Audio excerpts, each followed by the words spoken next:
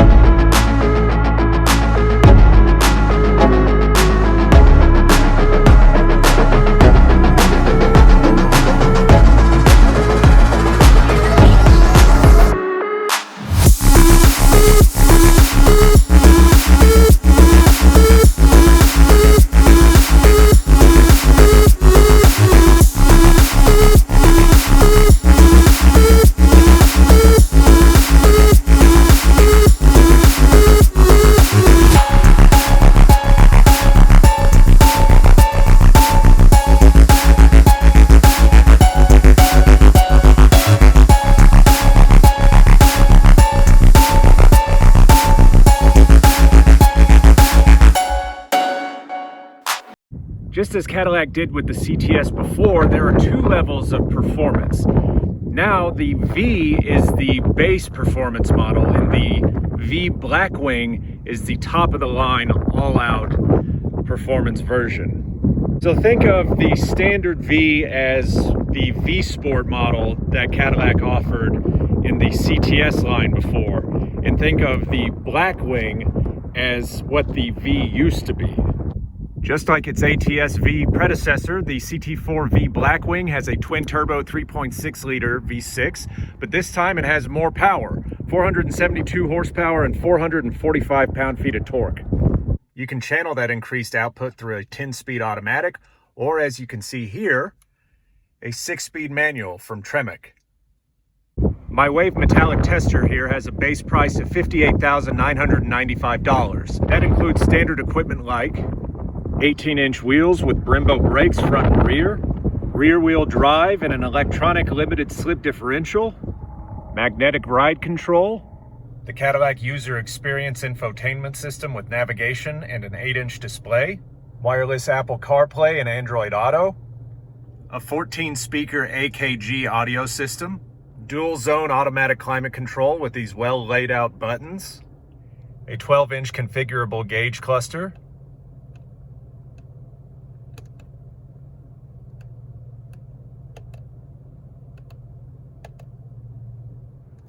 alloy pedals, 18-way power adjustable heated front seats, a variety of safety and driver assistance features including forward collision warning and front pedestrian braking, a wireless phone charger, and much more. As it sits, my test car has a final price of $69,050. That includes a variety of options and packages, including an upgraded interior with a performance steering wheel, and you can see at the 12 o'clock position right there, you've got the red center stripe. You also get microfiber wrapped interior elements, so you can see the headliner, the pillar wrap, and even the sun visors. Quick side note about the interior, I love this. I love the quilted inserts, the deep bolsters on the sides and at the bottom, and especially the adjustable thigh bolster right there. There is one catch to this interior though, but it's not up front. This is what I was talking about.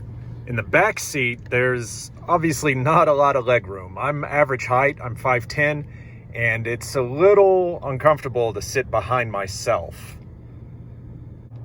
The performance data recorder, you can select the type of overlay you want over the footage. And of course you can save whichever tracks you happen to frequent in this car. There's not an SD card in here right now, so there aren't any prior recordings. And then you can adjust the quality and other settings right there. The technology package with an air ionizer and the head-up display, and the climate package with not only ventilation, but massage for the front seats. Just another reason to love the interior in this CT4 Blackwing.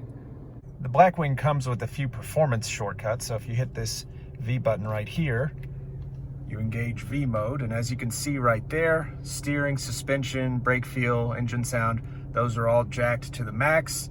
Engine and shift is one level down from track. That setting on the right, PTM, is performance track management, and you can change that using this dial on the right side of the steering wheel. I'm gonna go down. That changes it to an active. You can set it to wet, dry, sport, race 1, and race 2. There's a nice old school manual transmission right in the middle here, but it has a new age touch. It's got a 3D printed badge on top. It's a little bright out here, so it's kind of hard to see, but yeah, right there on top. Now, one thing that's not in this area, as you can probably tell by now, is any sort of parking brake, traditional or otherwise. Oddly enough, Cadillac chose to place the button for the electronic parking brake all the way on the left side here. It's a bizarre touch that takes some getting used to, because every time I park in neutral and I engage the brake. And my instinct is to do that here, but I have to get used to pushing this button all the way over on this side. These buttons on the left side are nice physical controls for the head-up display, a must in any GM performance vehicle. So you can adjust the positioning of it, up and down, and the brightness, and the info.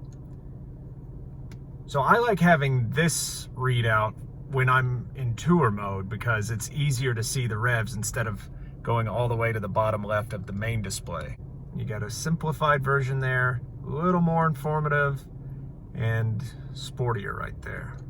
As for the controls that are by the shifter, you can see you've got the drive mode selector. Of course, when you go through the different drive modes, the display changes. So this is the sport setting. Red and black, a little more dramatic. And you can see different readouts right there. Track. Give it a second. All business right there. Snow and ice. My mode. And then back to tour. Get the traction control button there, and then the rev match button. It's fun to rev match manually, but when I'm in stop and go traffic for way too long, it's nice to have this feature, you know, it just makes it a little more convenient and easier. On the road, the Cadillac CT4-V Blackwing is comfortable enough. You're always aware that it is a performance vehicle, because even in tour mode, the suspension is on the firm side, but it's not too rough or brutal. The clutch pedal is on the heavier side, and you need a good amount of travel to engage the next gear, and the throws are pretty firm as well. I'm going to hit this handy button on the steering wheel to engage V mode.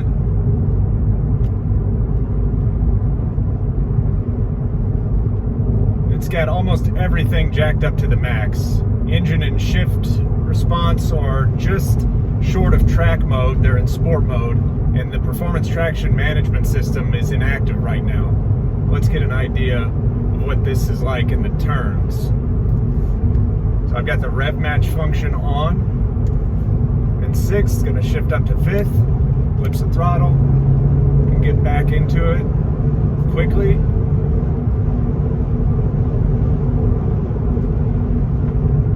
I'm gonna leave the revs a little higher than normal, just to power out of this. Still got plenty of torque.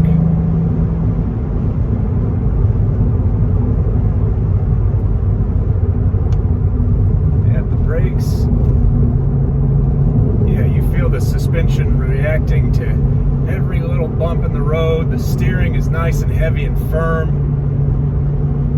You gotta work with it, that's for sure. Uphill left. Rock solid.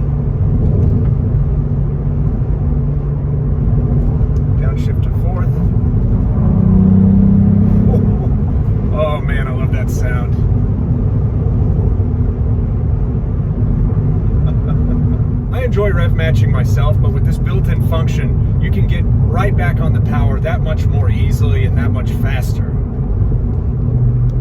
That's what a car like this is all about. You just want to keep going faster. I just want to keep hearing that sound. Uphill right-hander. Get on the brakes.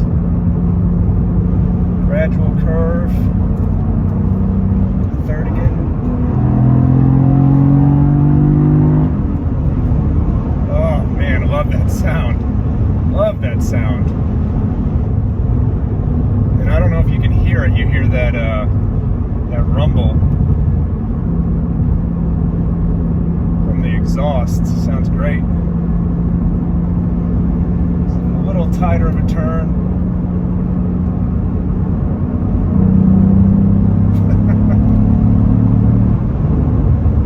Wow. This is a fun car. And there's something special about this. I, like a lot of you out there, love the sound of V8 performance cars, the feel of them, the performance, the rush you get from them. This car, lots of power, great throttle response, and even though it's a twin-turbo V6, in V mode particularly, I love the sound. You know, it's not exactly the same as a V8, obviously, but it puts a big smile on my face the way a V8 car does.